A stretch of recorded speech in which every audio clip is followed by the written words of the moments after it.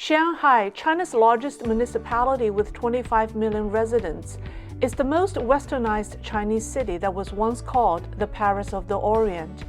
Shanghai's pluralistic culture allowed it to accept Western ideas quicker than the rest of China. This includes communism. The city was the birthplace of the Chinese Communist Party. It was also the city in which the CCP established its first media outlet and organized the first political movement. 100 years later, the most liberal Chinese city may be spearheading another movement as Shanghai citizens and officials openly clash with the Communist Party over its zero-COVID policy. Hello everyone, welcome to my show. I'm Lei. Shanghai's importance to the CCP can be overstated. Xi Jinping and his political enemy Jiang Zemin both held the position of party secretary of Shanghai before rising to become the top CCP leader.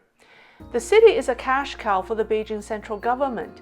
It has the world's largest port, the largest gold exchange, and the third largest stock exchange. The city is home to a third of China's artificial intelligence talent, and a third of the country's drugs approved in 2020 were developed in Shanghai. It is also a major center of automobile, semiconductor, food, and heavy machinery manufacturing. Politically, it is also the home base of Xi Jinping's biggest enemy, Jiang Zemin, whose faction has never stopped attempting to bring Xi down. To stamp out Jiang's influence in Shanghai, Xi appointed one of his close allies, Li Qiang, as the city's party secretary in 2017.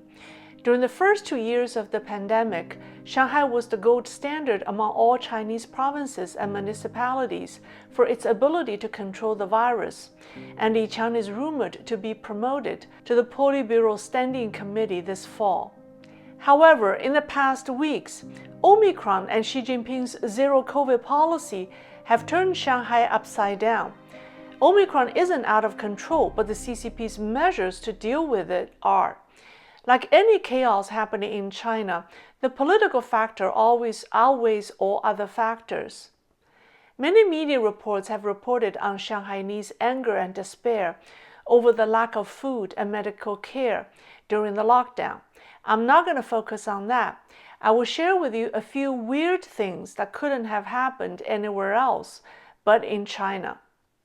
A WeChat article titled "How to Quickly Get Infected with COVID" was spreading rapidly among several groups of mothers.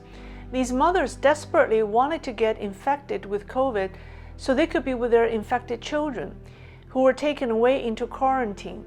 City authorities allowed parents to accompany their child only if they were positive too.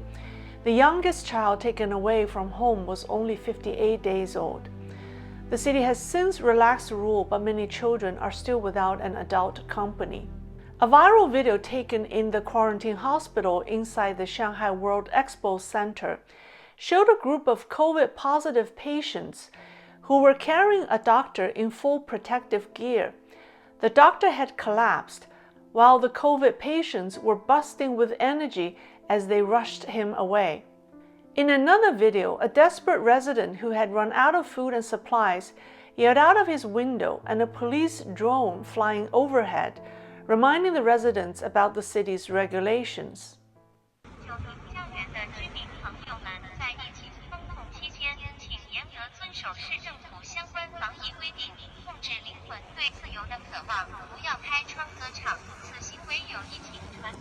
Oddly, this video spelled out the CCP's biggest fear: our souls yearning for freedom. There are other bizarre things that happened in Shanghai. On April 6, a week after the city had ordered a total lockdown, a video showed big crowds at Shanghai Putuo District Metro Mall, with people queuing outside. Shanghainese are allowed to go outside only with permits. They can't even go outside to get food. But where did these people come from? Who allowed them to gather? That morning, authorities ordered another round of mandatory citywide testing and announced the lockdown would continue. But on the same day, notices that the lockdown was over appeared in communities in 3 districts. The municipal government later said the neighborhood offices posted the notices by mistake. People were baffled. The neighborhood offices are the CCP's grassroots organization that monitors communities, who authorize them to send out conflicting messages. One social media user said that some strangers who pretended to be residents had appeared in the neighborhood to create unrest.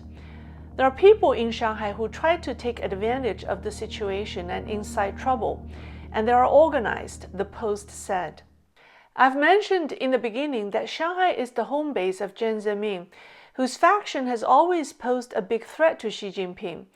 Perhaps we can find some more hints regarding the troublemakers in Shanghai. On April 7th, someone posted a 1987 article by Jiang Zemin with the title, "The People's Government Must Do Practical Things for the People." I found this positive reference to Jiang quite odd. Jiang was Shanghai's party chief more than 30 years ago, and he didn't have a good reputation back then. So why would people suddenly miss him? Most importantly, Shanghai's current chief, Xi's ally Li Qiang, seems to battle not with Omicron but his officials. On April 6, the official mouthpiece of the Shanghai Municipal Party Committee, Liberation Daily, published an article calling on Shanghai's officials at all levels to please stand up for the grassroots and solve problems for the people. It was a call from Li Qiang to his officials to stop shifting, delaying, and dodging responsibility. This wasn't enough. That evening, the CCP's Shanghai Municipal Committee issued an open letter to the Communist Party members in the city, saying CCP members should dare to draw the sword to challenge all kinds of acts and behaviors that interfere with the fight against the pandemic. In Beijing, the CCP's mouthpiece, People's Daily, also published a commentary on April 7th on WeChat calling on Shanghai officials to abandon their do-nothing lie-flat mentality. So it seems the problem isn't Omicron, but the Shanghai officials' lack of cooperation. A big majority of them either do nothing or do the opposite of what they are ordered to do. I think there are several groups. The first group are those officials who disagree with Beijing's zero-COVID policy. They think the policy is counterproductive and will only hurt the economy and disrupt people's lives. So they choose to be passive or do nothing. The second group are those who belong to the Jiang Zemin faction. They are against Xi Jinping and are more than happy to make the situation worse and blame it on Xi.